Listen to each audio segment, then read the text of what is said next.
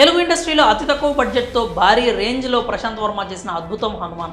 ఈ చిత్రం సంక్రాంతి కానుకగా విడుదలైంది. అనుకున్నట్లుగానే పెద్ద హీరోల సినిమాల మధ్యన విడుదలై భారీ సంచలనం సృష్టించింది.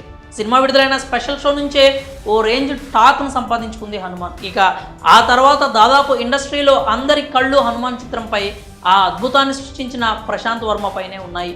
అప్పటి నుంచి ఇప్పటి వరకు ఈ చిత్రానికి సంబంధించిన ఎన్నో వార్తలను వింటూ వస్తున్నాం. థియేటర్లో ఈ సినిమా మిస్ అయిన వారు హనుమాన్ ఓటీటీ ఎంట్రీ గురించి ఎంతో ఆసక్తిగా ఎదురు చూస్తున్నారు. ఈ క్రమంలో తాజాగా హనుమాన్ ఓటీటీ ఎంట్రీపై ఇంట్రెస్టింగ్ బజ్ వినిపిస్తోంది. అయితే ఇప్పటికే హనుమాన్తో పాటు థియేటర్లో రిలీజ్ అయిన సినిమాలన్నీ ఓటీటీలో స్ట్రీమింగ్ అవుతూనే ఉన్నాయి. కానీ హనుమాన్ చిత్రానికి మాత్రం ఇప్పటి వరకు ఓటీటీ ఊసే రాలేదు. దీంతో అభిమానులు థియేటర్లో ఈ సినిమాను మిస్ అయిన వారు ఈ మూవీ ఓటీటీ ఎంట్రీ కోసం ఎంతో ఈగర్గా వెయిట్ చేస్తున్నారు. ఇప్పటికి కూడా ఈ సినిమాను చూసేందుకు ప్రేక్షకులు థియేటర్స్కి వెళ్తూనే ఉన్నారు. ఈ క్రమంలో తాజాగా టికెట్ రేట్స్ తగ్గిస్తూ ఓ నిర్ణయం తీసుకున్నారు. కాబట్టి ఇంకా హనుమాన్ చిత్రం త్వరలో ఓటీటీ ఎంట్రీ ఇవ్వడం ఖాయం. అయితే ఈ మూవీ డిజిటల్ రైట్స్ను ప్రముఖ ఓటీటీ ప్లాట్ఫామ్ G5 దక్కించుకుంది. ఈ సినిమా విడుదలైన మొదట్లో 3 నుంచి 4 వారాల లోపే ఓటీటీలో విడుదల చేయాలని అనుకున్నారు. కానీ ఈ సినిమా బాక్స్ ఆఫీస్ను మడత పెట్టేయడంతో ఆ ఛాన్స్ రాలేదు.